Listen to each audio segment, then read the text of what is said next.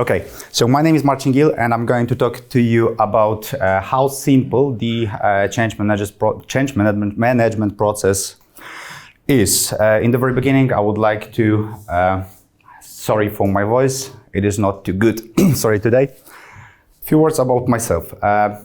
First of all, during this talk, you won't hear anything about, how to prepare the documents, how to set up the meetings, how the meeting structure should look like, who are your stakeholders, how to manage them directly.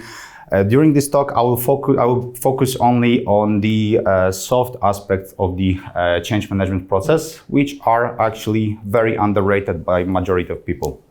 So, during my career, I gathered over 10 years of leadership experience in various roles. Frankly speaking, not all of them were successful. I fell down much more times than I actually expected from myself.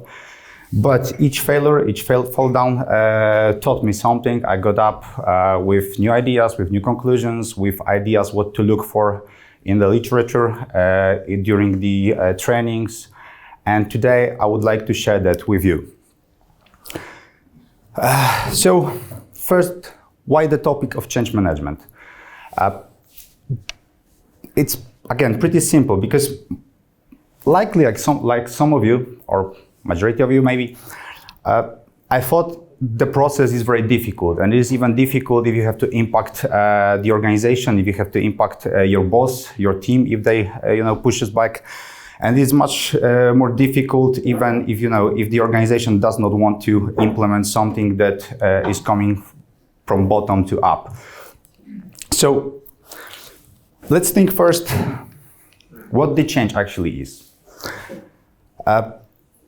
Just let's do some simple exercise and think what happened recently to yourself. For me, recently I built a house, I raised 2 children, it is still ongoing work. You know how difficult it is.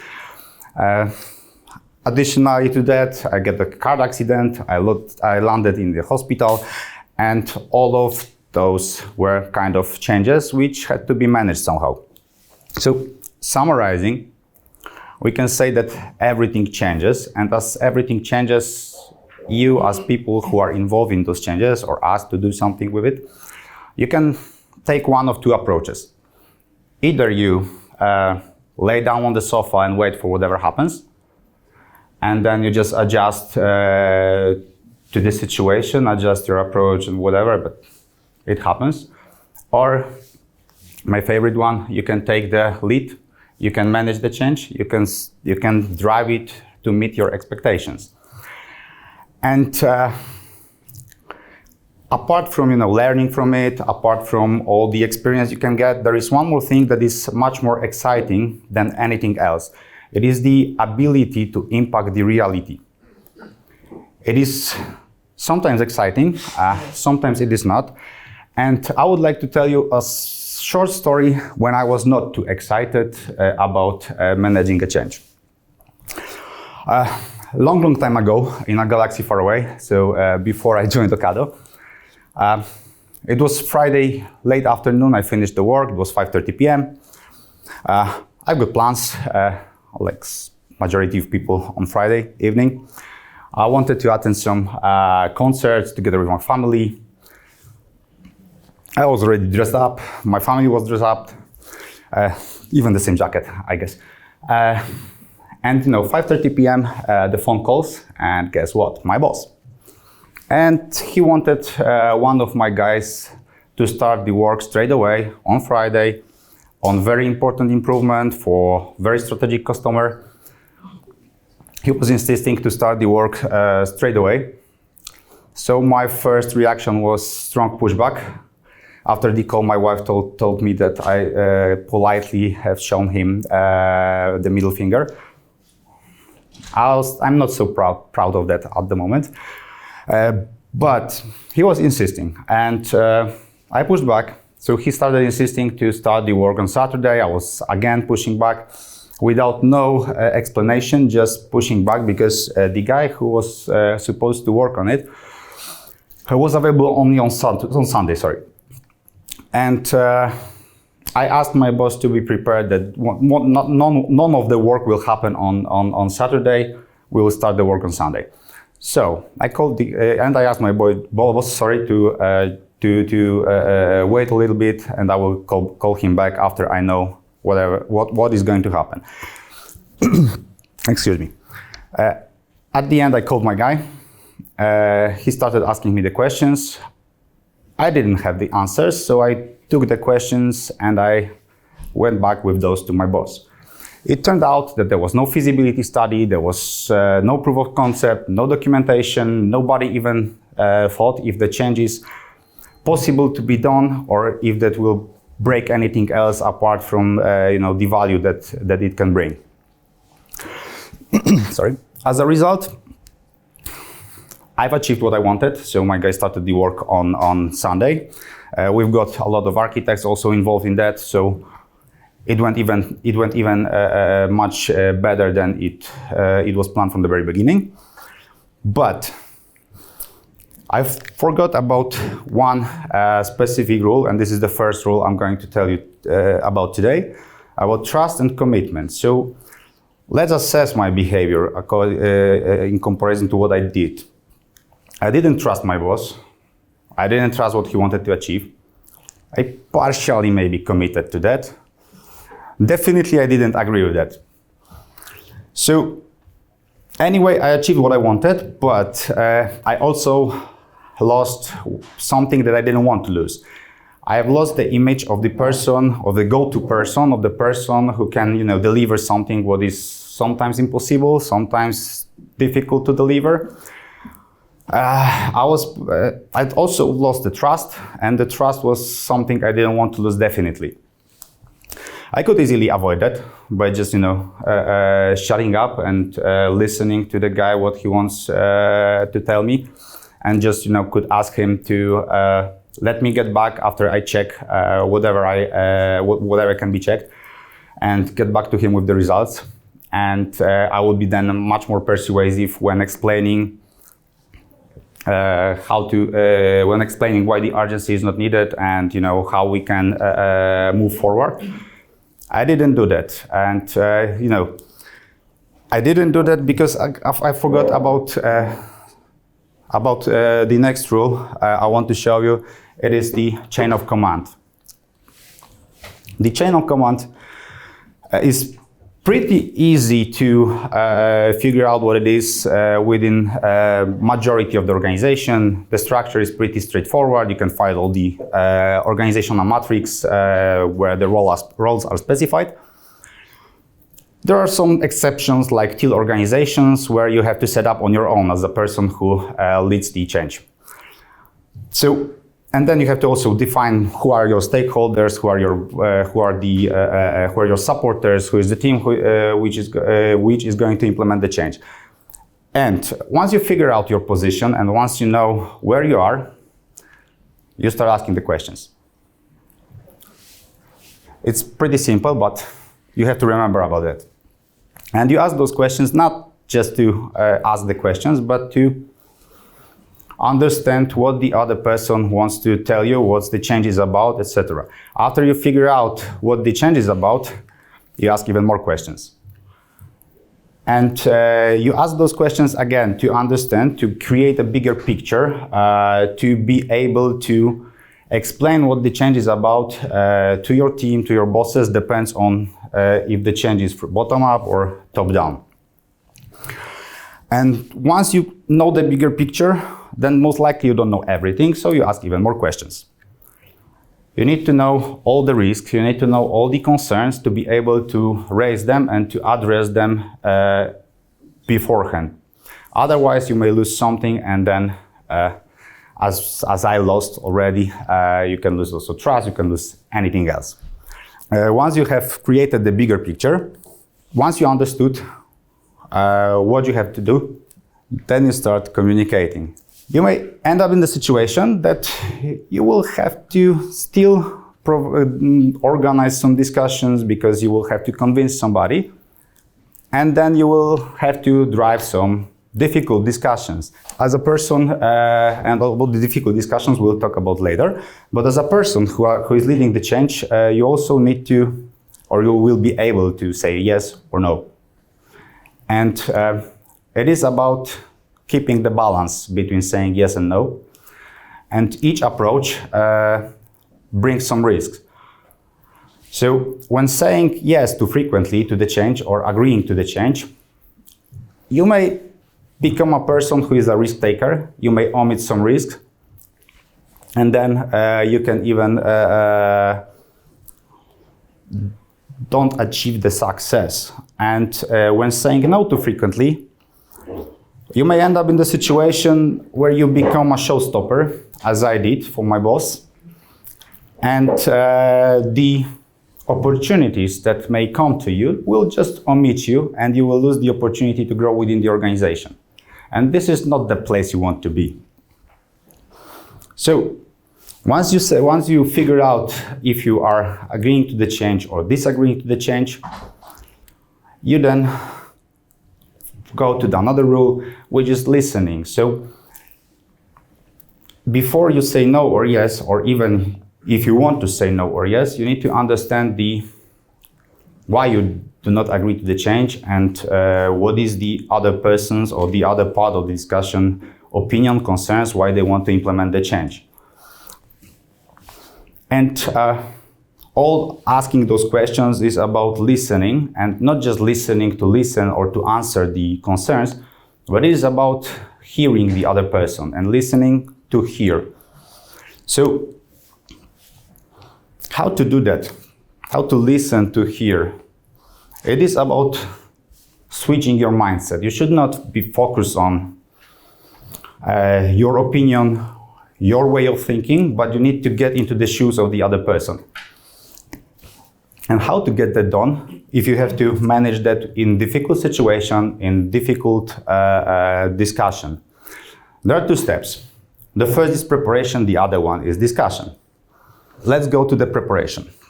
The first thing, when preparing for difficult discussion, you have to prepare your objectives, and not just one, but at least two, which is your minimum and maximum objective, to create the space for negotiation. Once you figure out what is the objective of the discussion and what you want to achieve, you start thinking what the other person or the other part of the discussion, because there may be a team or a group of people, want to or would say to you, and what would be their reasoning and what they would like to tell you, what they would like you to understand. Once you've done all your notes and you figure out what they're planning to say to you, again, then you start thinking about the questions which you're going to raise to them to get more clarity, to understand their point of view. And once you get this step, you move to thinking about what reasoning would you use as a person, as a change leader, and to address their biggest concerns. You do not focus on the smallest one, just 2, 3, the biggest ones. That will set your mind properly for the further discussion. Once you have done it, then you move to the discussion. So the first step during the discussion is to saying why you are there, but not just saying your objective, but explaining what the problem you are going to solve. And there might be various problems, various reasons for the discussions. The second thing you have to do is to assure your intentions. Once you assure how to do that, it is about to say that you need that person to help you to solve the problem, that you need that person to work with you, you want to work together, just to make sure that the other person is not there to argue with you, but to discuss with you, and there is a space for you to understand and for them to understand as well. Once you clarify their intentions, your intentions, you start asking the questions. We were there already. But this is not the point you share your opinion. You keep that for yourself while asking the questions. And you may ask why. Because you may hear something that you didn't predict during your preparations. And you may change your opinion fully and switch to completely different mode and switch to discussing on completely different things that you were prepared for. So if you shared your opinion earlier, you may drive the discussions to the place where you don't want to be. So once you ask the questions, then you need to clarify their concerns. You need to rephrase their thoughts, and make sure that you understand they understand the same way the thing that you understood what they want you to understand. That is the proper thing. And once you got that, you start answering the concerns and letting the discussion going.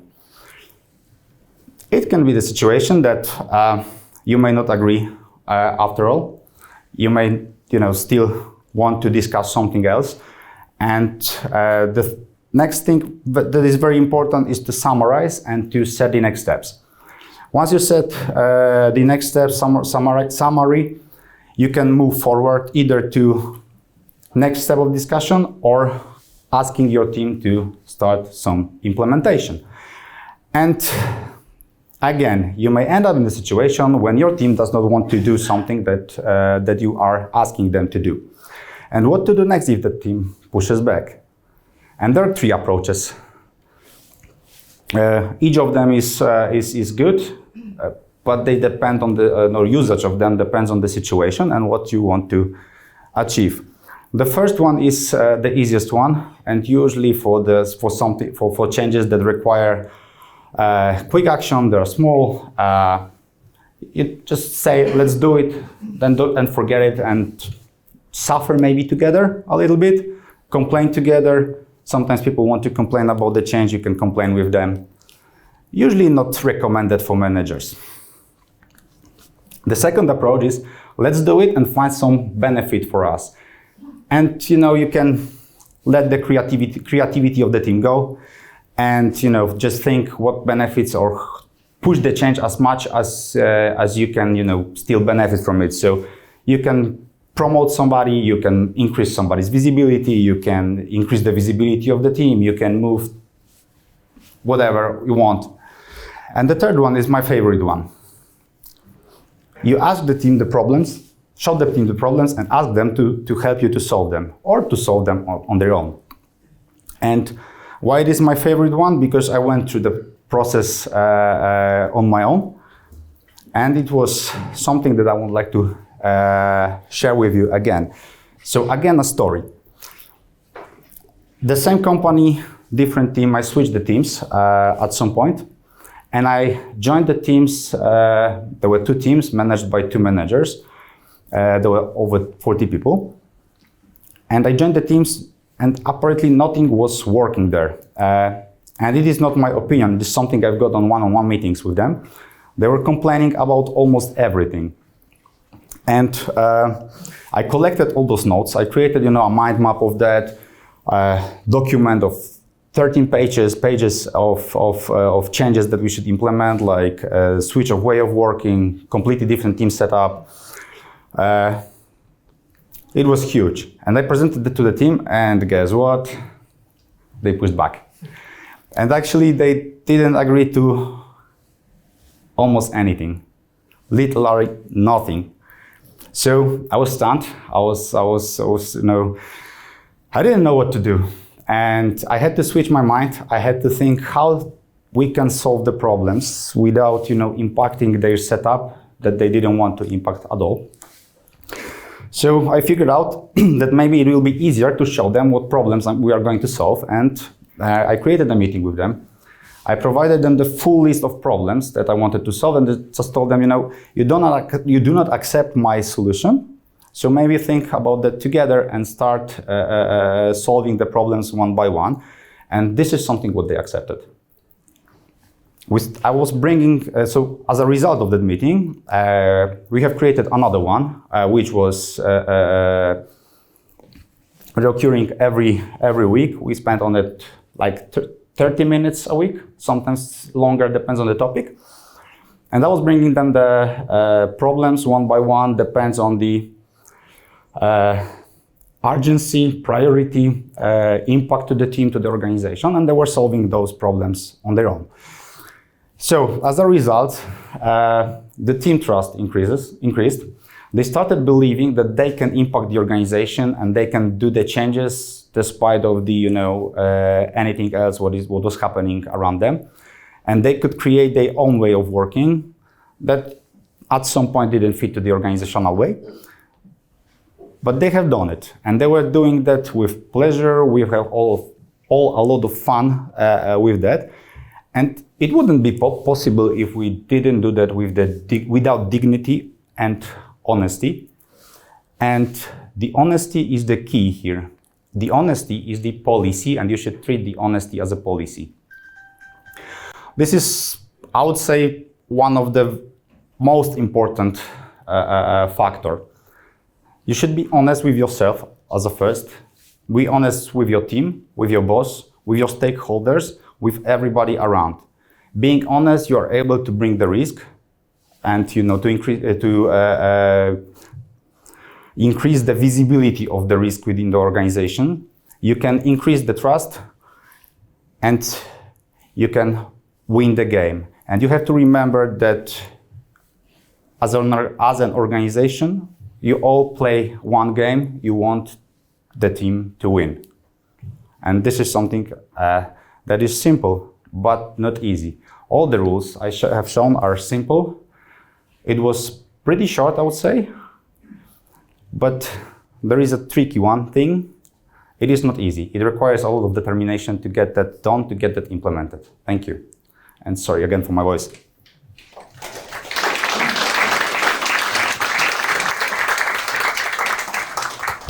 Are there any questions? Hi. You mentioned about being honest with the team. What with the topics that you need to commit, but you disagree? You mean the change, that something is coming that I disagree, and so I've done it once that I told my team that let's do it. They do not agree with it. But I didn't have any, reasoning behind that. So the result may be, sorry, there may be two results actually. The first one is the loss of the trust of the people to the organization. This is something you want to avoid, and I actually got that one, so I had to deal with it afterwards. And when saying them, I do not agree with that, you should understand what is the reasoning behind the change. Even if you do not agree with that, you should be able to show them what it brings to the organization, if anything. And to get that done, you have to also, again, go through your chain of command. If you do not understand, you should find the levels of the organization that understand, and then you can bring that to the team. Once they understand what is the reasoning behind, then they maybe also understand why you don't agree with the change, and it will be easier for them to do that together. I know it is tricky, but actually it worked. I tested that. If I may, then the second question: how do you measure the trust? Whoa, the difficult one. You measure the trust. I measure the trust by what I'm hearing during the one-on-one meetings. So the trust is. So from the leadership side, the leader, the person who is managing something, or the team, or the change, or the organization, you give the trust, but you have to earn your own. And when you give the trust, then usually people start opening and saying more and more, but they will say you more once you will start solving their problems. And then you will get much more information during one-on-one meetings, because then they will start bringing the more and more problems to yourself, and they will be even more honest at some point. That is difficult to measure anyway. So the question I had is that many times you have situations where somebody from the business comes back to you and they have an epiphany. They're trying to say, hey, let's try something new. But then you know how it works under the hood, and you say that it's out of the realm of reality. And how do you do it more diplomatically without having any rough edges? So it is again about running the difficult discussion. There is a scenario you can go through. However, if something is, let's call it silly, or you actually think that it is silly. You have to, bring the risks. You think why the change is not going to happen, or you have to bring everything that can cause the change be costful or to be not doable. And once the organization understands that and agrees to the risk, because sometimes your boss or whoever agrees to the change, agrees to the risk as well and understands the risk, then you start just doing it, right? And try to convince the team to get things done, even if it is, in your opinion, silly. And we were already there when we were talking about when you do not agree with something, and you have to, make your team doing that. I would say again, it is about the understanding and listening before you before you say something, and listen to hear the other person. If you have a lazy person in the team, it is not if you are not the leader, and you just try to do something and to improve the situation, then it is not your role to manage such person. You should raise that to your leader to make sure that some kind of discussion is happening with the manager, with the leader. Sometimes the person in your team won't be able or wouldn't want to share with you what is happening with their life. Sometimes there is happening something huge, and it is good if there is a space for such person to talk about such things. Sometimes it is better if the manager does it. Sometimes if you have a high trust with that person, then it will be easy also for you to get that done. But such things have to be raised anyway, and that person should understand that somebody sees it and maybe they need some help. Then a question just comes from Go ahead. Last more questions. Don't you think that will increase stress on a person? Actually, it depends how you do it, right? If you create a pressure, then yes, it will be a pressure. But if you come with the question, asking, hey, I saw something wrong, maybe you would like to talk about it, and just open the discussion.